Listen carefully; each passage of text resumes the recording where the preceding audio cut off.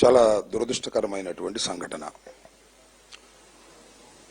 అమరావతి రాజధాని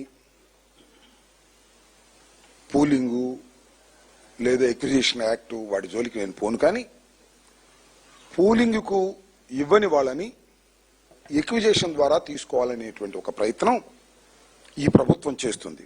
చేయని తప్పులేదు, కానీ చట్ట ప్రకారం మేము ఇవ్వము పూలింగ్ అన్న వాళ్ళ దగ్గర నుంచి తీసుకోవచ్చు. చట్టంలో ఏమి ఉందో దాని ప్రకారం ప్రొసీజర్ అవ్వాలి.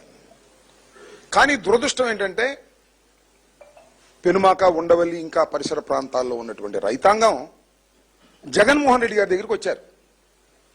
అయ్యా, మేము పూలింగ్కి ఇవ్వన్నాము, ఆ కక్షతో ఎక్విజిషన్ యాక్ట్ ప్రకారం నోటీస్ ఇచ్చారు, అది కూడా సరిగ్గా అమలు చేయకోకుండా మా మీద ఒత్తిడి చేస్తున్నారు, బెదిరిస్తున్నారు, మీ సహాయం కావాలి అని అడిగారు.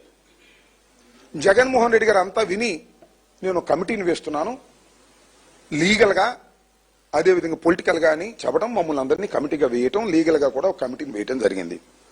మేము ఇప్పటికీ రైతులతో 2 సార్లు కూర్చున్నాం. ముందు వాళ్ళు ఏమడిగారంటే, లీగల్గా మీరు ఏమి సహాయం చేయగలుగుతారో వచ్చి మా గ్రామాల్లో చెప్పండి అంటే లీగల్ టీమును పంపించాం. వాళ్ళు కొంత ఎక్స్ప్లెయిన్ చేశారు. తరువాత మళ్ళా 2వ సమావేశంలో పొలిటికల్గా మీరు కూడా వచ్చి మాకు జరుగుతున్న అన్యాయాన్ని గ్రౌండ్లో మీరు చూడండి, చూసి కాస్త ప్రజాస్వామ్య పద్ధతుల్లో మీడియాకు చెప్పండి, సమాజానికి చెప్పండి అని అడిగారు.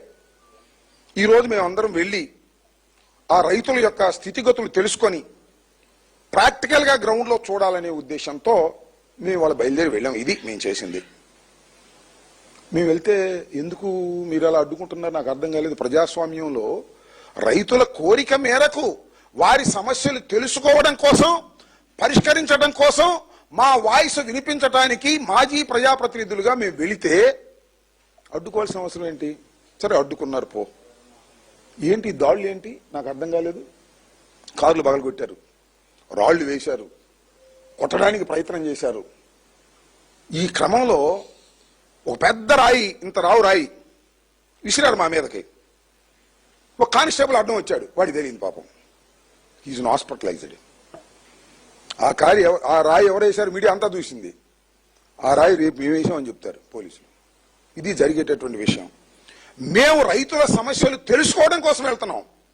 వెళుతుంటే మా మీద దాడి చేసే కార్యక్రమం చేస్తున్నారు నారా చంద్రబాబు నాయుడు గారు. మీ కుమారుడు నియోజకవర్గంలో, మాది గొడవల పార్టీ, మీరు చెబుతున్నారుగా మాది గొడవల పార్టీ, మరి మీదే పార్టీ.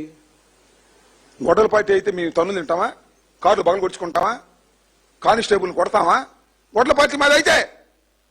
మాది గొడవల పార్టీనా మీది గొడవల పార్టీనా ఇప్పుడు చెప్పమంటున్నాను నారా చంద్రబాబు నాయుడు గారిని, లోకేష్ గారిని. ఒక కానిస్టేబుల్ మీద ఇంత పెద్ద రాయి వేస్తే అతను పడిపోయాడు. అది నాకు తగిలితేనో లేకపోతే పెద్ద ఆయన తగిలితేనో చావాల్సిందినా మేము? ఏమిటి దాడులను అడుగుతా ఉన్నా, నారా లోకేష్ గారిని అడుగుతా ఉన్నా, చంద్రబాబు నాయుడు గారిని అడుగుతా ఉన్నా. గొడ్డలి పార్టీ మాదని మీరు ప్రచారం చేసి మీరు దాడులు చేసి మమ్మల్ని చంపడానికి, కానిస్టేబుల్ని కొట్టడానికి ప్రయత్నం చేసేటటువంటి ఒక దుర్మార్గమైనటువంటి పాలన ఇవాళ ఈ రాష్ట్రంలో జరుగుతుందా లేదా చెప్పాలని మనం చేస్తున్నాం. పోలీసులు వచ్చారు, అయ్యా మీరు వెళ్ళొద్దండి, అక్కడ వాళ్ళు గ్యాదర్ అవుతున్నారు, లా అండ్ ఆర్డర్ ప్రాబ్లం వస్తే అన్నారు. మేము ముందుగా ప్రకటించుకుని మేము వెళ్తున్నాం. వాళ్ళు గ్యాదర్ అయితే మేము పారిపోవాలని చెప్పండి. ప్రజాస్వామ్యంలో పోలీసులు ఎవరి పక్షాన ఉన్నారు? మా పక్షాన ఉన్నారా? న్యాయం పక్షాన ఉన్నారా? పోలీసులు, తెలుగుదేశానికి సంబంధించినటువంటి కార్యకర్తలు మమ్మల్ని కొట్టడానికి ప్రయత్నం చేసి మమ్మల్ని వెళ్ళకోకుండా నివారించేటటువంటి పరిస్థితుల్లో ఇవాళ ఈ రాష్ట్రంలో ఉందంటే ఈ రాష్ట్రం ఎక్కడికి పోతుంది? మేము వెళ్ళింది ఎవరు? కార్యకర్తలు వెళ్ళామా? అందరు లీడర్సే కదా, ఎక్స్ ఎమ్మెల్యేలు, ఎక్స్ ఎమ్మెల్సీలు, ఇన్ఛార్జీలు. మేము కార్లు వేసుకెళ్ళాం. మేమేం రాళ్ళు తీసుకెళ్లేదు, కర్రలు తీసుకెళ్లేదు, మా సైన్యాన్ని వెంట పెట్టుకెళ్లేదు, మా కార్యకర్తలు ఎవరిని వెంట పెట్టుకెళ్లేదు. మేము వెళ్ళింది నాయకులం. అవతలం దేవుడు నాయకులు లేరు. నాయకులు ఎస్కేప్. నారా లోకేష్ ఎస్కేప్. లెగ్గొట్టాడు. లెగ్గొట్టి రాళ్ళు ఇచ్చి, కర్రలు ఇచ్చి, ప్లే కార్డ్స్ ఇచ్చి గో బ్యాక్ వైఎస్ఆర్సీపీ. ఎందుకు గో బ్యాక్? ఈ రాష్ట్రంలో గో బ్యాక్ అవ్వాలా మేము? ఏమిటి అన్యాయం? రైతుల యొక్క సమస్యల్ని తెలుసుకొని అడ్రస్ చేసే హక్కు ఈ రాష్ట్రంలో వైఎస్ఆర్ కాంగ్రెస్ పార్టీకి లేదా? అమరావతిని మేము వ్యతిరేకిస్తామా వ్యతిరేకించమా మావిగన్నా, that is a different matter. ఇవాళ రైతులని మీరు బెదిరించి భూములు లాక్కోవాలని ప్రయత్నం చేస్తున్నప్పుడు వారిని అడ్రస్ చేయడానికి మాత్రమే మేము వెళితే ఇలాంటి దారుణమైన సంఘటనలకి మీరు కల్పిస్తున్నారు. దురదృష్టకరమైనటువంటి ఒక ప్రిసిడెన్స్ ని మీరు పెడుతున్నారు. ప్రభుత్వం మీ చేతిలో ఉందని, డిఎస్పీ మీవాడని, డీజీపీ మీవాడని, సిఐ మీవాడని మీరు ఈ రకంగా చేయటం అనేది చాలా దుర్మార్గం. రోజులు ఎప్పుడూ ఇలాగే ఉండవు. 2 సంవత్సరాలు అయిపోయింది, ఇంకా 3 సంవత్సరాలు మాత్రమే ఉంది. దాడులు చేసే సంస్కృతి ఎక్కడ పెడితే అక్కడ దాడులేనా? మాట్లాడితే దాడులేనా? ఏమండి, రమేష్ ఇంటి మీద దాడి, కొవ్వూరులో దాడి, మా మీద దాడి, మొన్న మీరు ఎక్కడికి వెళ్తే అక్కడ దాడి.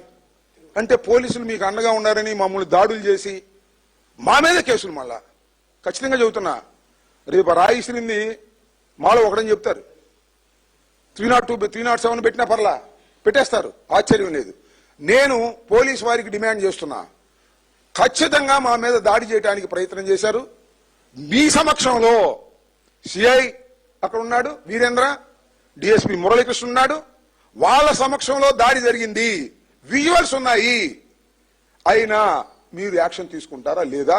ప్రపంచం చూడాలి, న్యాయ వ్యవస్థ చూడాలి, ప్రజలు చూడాలి, రాష్ట్ర ప్రజలు. విజువల్స్ అన్ని చూస్తున్నారు కదా. కొన్ని అంటున్నారు పరస్పరం రాళ్ళు విసుకున్నారంట. ఏబీలో చెబుతున్నారు పరస్పరం రాళ్ళు. మేము రాళ్ళు తీసుకెళ్ళామా? పరస్పరం రాళ్ళు విసుకున్నారు అంటే తోసేశాడు మా మీద. అంటే పరస్పరం అంటే మేము కూడా రాయేసేసినట్టుగా పరస్పరం దాడులు చేసుకున్నారంట. వాళ్ళు నిరసన చెబుతుంటే మేము వెళ్ళామంట. వాళ్ళు నిరసన చెబితే మేము వెళ్ళటం, మేము వెళ్తుంటే వాళ్ళు అడ్డం వచ్చారు. కానీ మాది is a program. Jaganmohan Reddy గారు మమ్మల్ని కమిటీ వేసిన తర్వాత రైతులతో 2 సార్లు సమావేశమయ్యి వారి రిక్వెస్ట్ మేరకు మేము వెళుతున్నటువంటి ప్రోగ్రామ్ని మేము అనౌన్స్ చేసి వెళుతుంటే వాళ్ళు నిరసన చెప్పడం ఏంటి? తర్వాత చెప్పుకోమని, మాకు అభ్యంతరం లేదు. ప్రతి దానికి మేము ప్రోగ్రామ్ ఇస్తే దాన్ని చెడగొట్టం, పోలీసులు అడ్డం పెట్టుకుని. ఇది సరైనటువంటి విధానం కాదు. దీని మీద పోలీస్ డిపార్ట్మెంట్ రిక్వెస్ట్ చేస్తున్నాను. చేస్తారో లేదో మీ పాపాలు పండుతీ, గుర్తుపెట్టుకోండి. సక్రమంగా వెళ్ళకపోతే దీనిలో కేసులు పెట్టి వాళ్ళని అరెస్ట్ చేయాలి. అరెస్ట్ చేయకపోతే భవిష్యత్తులో మీరే ఇబ్బంది పడతారు పోలీస్ డిపార్ట్మెంట్ అని కూడా చెప్తున్నా. ఇప్పటికే పోలీస్ డిపార్ట్మెంట్ చాలా తప్పులు చేసి ఇరుక్కుంటుంది, గుర్తుపెట్టుకోండి. మీరందరూ రేపు ప్రశ్నార్థకం అవుతారు, మీరందరూ సమాధానం చెప్పాల్సి అవుతారు. కాబట్టి సమాజంలో ఉన్నటువంటి ప్రజాస్వామ్యవాదులందరూ కూడా ఇవాళ రైతులను ఉద్దేశించి వారిని సంప్రదించడానికి, వారి విషయాలు తెలుసుకోవడానికి వెళ్లిన మా వైఎస్ఆర్ కాంగ్రెస్ పార్టీ నాయకుల మీద దాడిని అందరూ పార్టీలకు అతీతంగా ఖండించవలసిన అవసరం ఉందని ఈ సందర్భంగా నేను చెప్పదలుచుకున్నాను. ఓకే,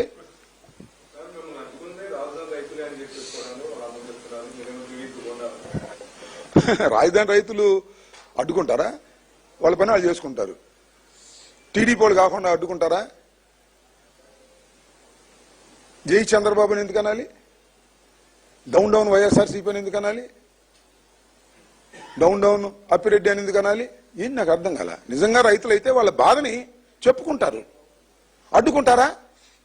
నిజంగా రైతులేనా చెప్పండి. నిజంగా రైతులైతే నమస్కారం పెట్టి తప్పుకెళ్ళిపోతాం మేము.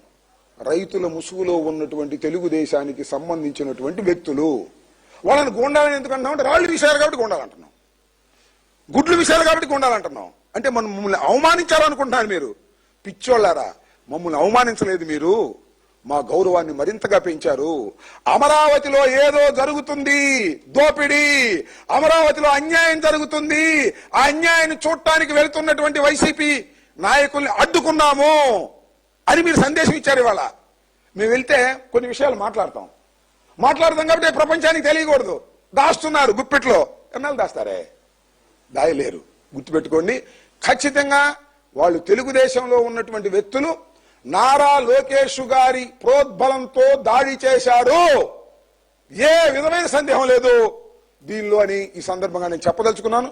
విజువల్స్ చూడండి, మొత్తం జరిగిన పరిణామాన్ని వినండి. ఎవరికైనా ప్రూడెంట్ పర్సన్ కి, కొద్దిగా నాలెడ్జ్ ఉన్న వాళ్ళకి ఎవరికైనా అర్థమవుతుంది దీనిలో మా ప్రమేయం ఏమీ లేదు, మేము తగాదా కోసం వెళ్ళలేదు, వెళ్ళవలసిన అవసరం మాకు లేదు. మీరు కొద్దిగా ఆలోచిస్తే మీకే అర్థమవుతుంది.